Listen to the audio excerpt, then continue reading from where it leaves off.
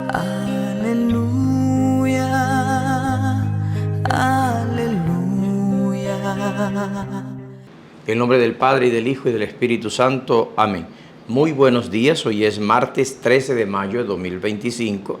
Celebramos la memoria de la bienaventurada Virgen de Fátima, cuarta semana de Pascua. El Señor esté con ustedes. Lectura del Santo Evangelio según San Lucas. Gloria a ti, Señor. En aquel tiempo, mientras Jesús hablaba a la gente, una mujer de entre el gentío levantó la voz diciendo: «Dichoso el vientre que te llevó y los pechos que te criaron». Pero él repuso: «Mejor, dichosos los que escuchan la palabra de Dios y la cumplen». Palabra del Señor. Gloria a ti, Señor Jesús. La liturgia de hoy presenta esta fiesta de la Bienaventurada Virgen María, Nuestra Señora de Fátima, como no como una fiesta, sino a elección también del sacerdote o de la parroquia.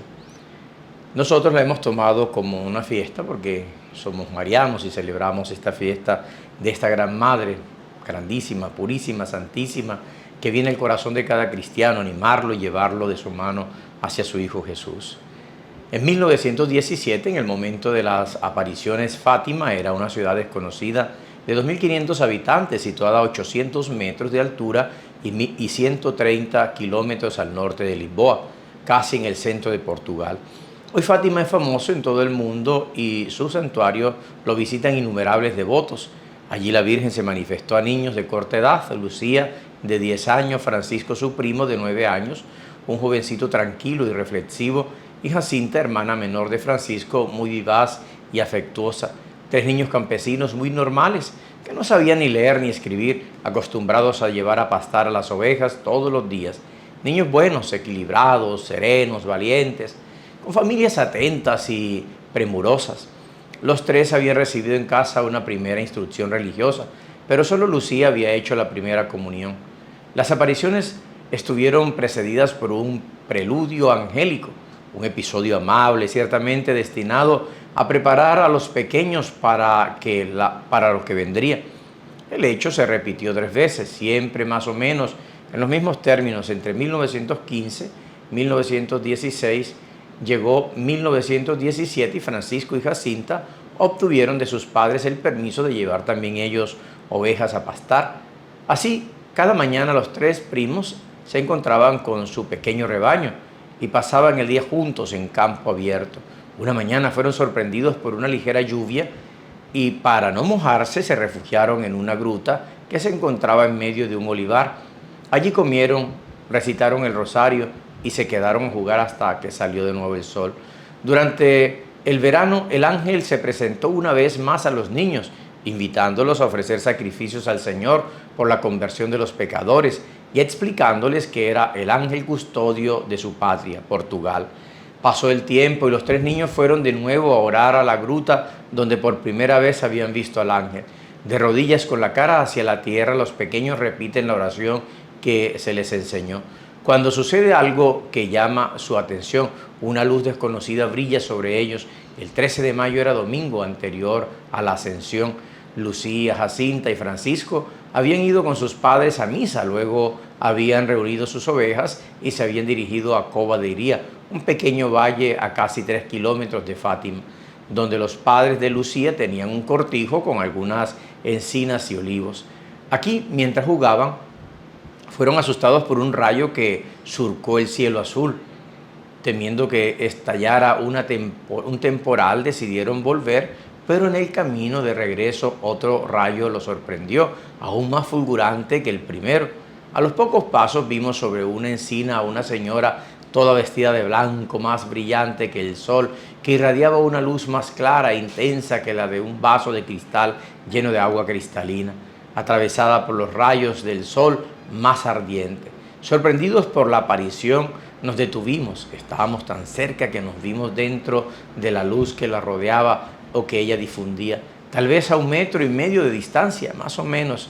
La señora habló con voz amable y pidió a los niños que no tuvieran miedo porque no les haría ningún daño. Luego los invitó a venir al mismo sitio durante 6 meses consecutivos, el día 13 a la misma hora, y antes de desaparecer Elevándose hacia el oriente, añadió: reciten la corona todos los días para obtener la paz del mundo y el fin de la guerra. Los tres habían visto a la señora, pero solo Lucía había hablado con ella. Jacinta había escuchado todo, pero Francisco había oído solo la voz de Lucía. Lucía precisó después que las apariciones de la Virgen no infundían miedo o temor, sino solo sorpresa.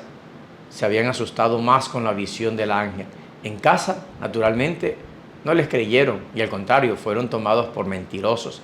Así que prefirieron no hablar más de lo que habían visto y esperaron con ansia, pero con el corazón lleno de alegría, que llegara el 13 de junio. Ese día los pequeños llegaron a la encina acompañados de una cincuentena de curiosos. La aparición se repitió y la señora renovó la invitación a volver al mes siguiente y a orar mucho. Les anunció que se llevaría pronto al cielo a Jacinta y a Francisco, mientras Lucía se quedaría para hacer conocer y amar su corazón inmaculado. A Lucía, que le preguntaba si de verdad se quedaría sola, la Virgen respondió: no te desanimes, yo nunca te dejaré, mi corazón inmaculado será tu refugio y el camino que te conducirá hasta Dios. En el instante en que dijo estas últimas palabras, abrió las manos y nos comunicó el reflejo de aquella luz inmensa. En ella nos veíamos como inmersos en Dios. Jacinta y Francisco parecían estar en la parte de la luz que se elevaba al cielo y yo en la que se difundía sobre la tierra. En la palma de la mano derecha de la Virgen había un corazón rodeado de espinas que parecían clavarse en él. Comprendimos que era el corazón inmaculado de María, ultrajado por los pecados de la humanidad y que pedía reparación. Cuando la Virgen desapareció hacia oriente, todos los presentes notaron que las hojas de las encinas se habían doblado en esa dirección. También habían visto el reflejo de la luz que irradiaba la Virgen sobre los rostros de los videntes y cómo los transfiguraba.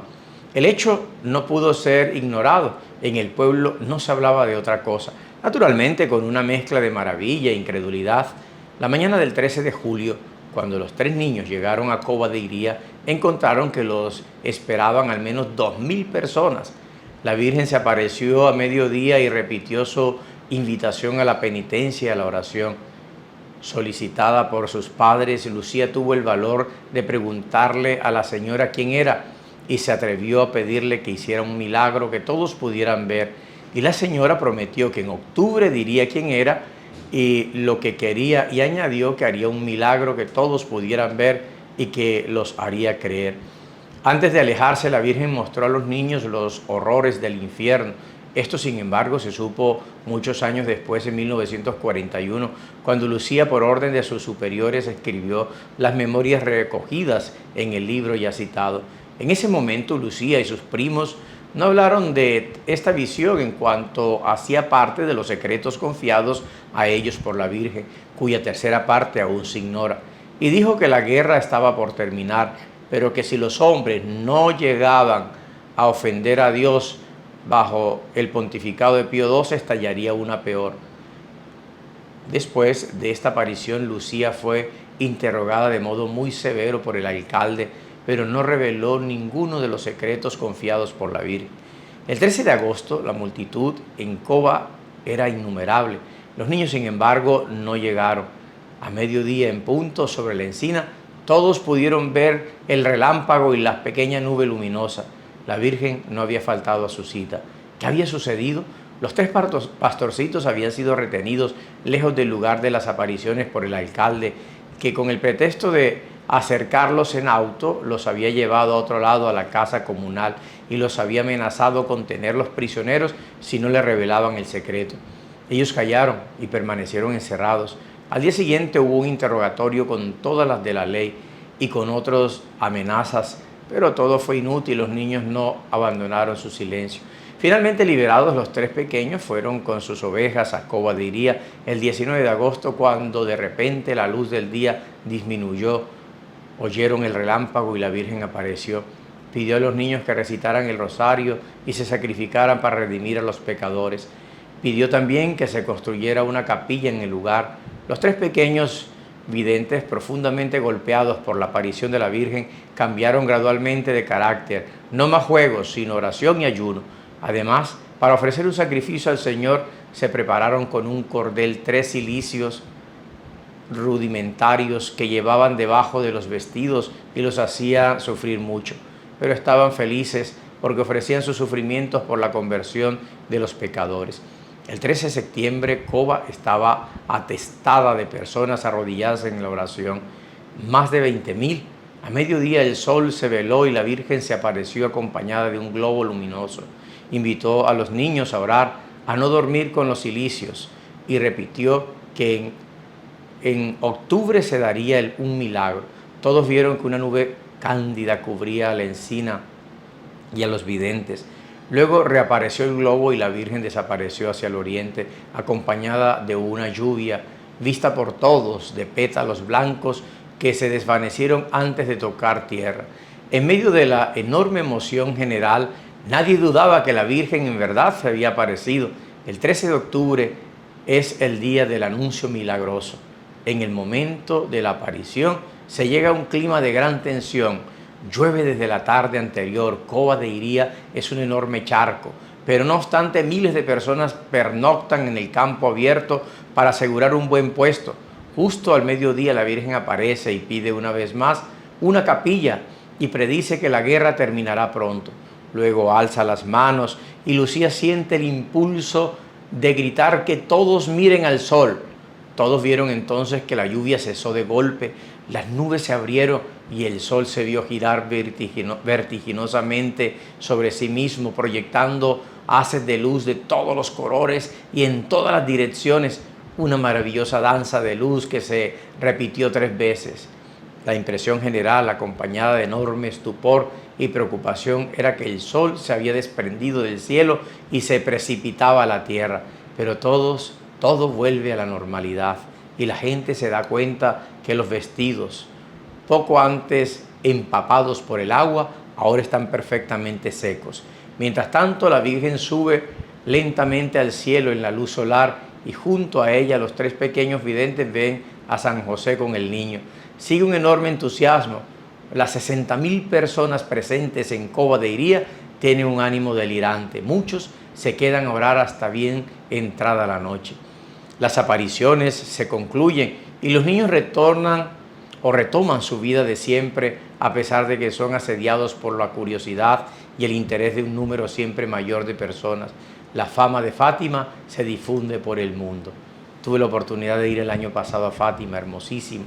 La presencia de la Virgen, la presencia de tantas personas en la noche con las velas encendidas. Es una cosa maravillosa tener a María como madre, tener a esta gran mujer, la Madre de Dios, Madre nuestra, que nos conduce hacia su Hijo Jesús. Hoy, en la tarde, 13 de mayo, tendremos la procesión a las 5:15 de la tarde y luego a las 6 de la tarde tendremos la misa y la consagración de los niños, de los adolescentes, jóvenes y adultos a María Santísima, Nuestra Señora de Fátima. No puede faltar este encuentro con María. María te llama, ella te espera para entregarte a los brazos de Jesús. Escuchamos a San Lucas. Como les dije, este evangelio pues es particular, tomado para este Día de la Virgen. Mucha gente estaba escuchando a Jesús y una mujer de entre el gentío alzó la voz y dijo: dichoso el seno que te llevó y los pechos que te criaron. Pero Jesús le dice: hombre, son más dichosos más bien los que oyen la palabra de Dios y la guardan o la ponen en práctica. Esta mujer quiso ovacionar a Jesús y a María, ¿no?, por la palabra que estaba dando, por el evangelio que estaba predicando, y lo quiere ovacionar. Le dice: cuán dichosos son esos pechos que te amamantaron y el vientre que te llevó.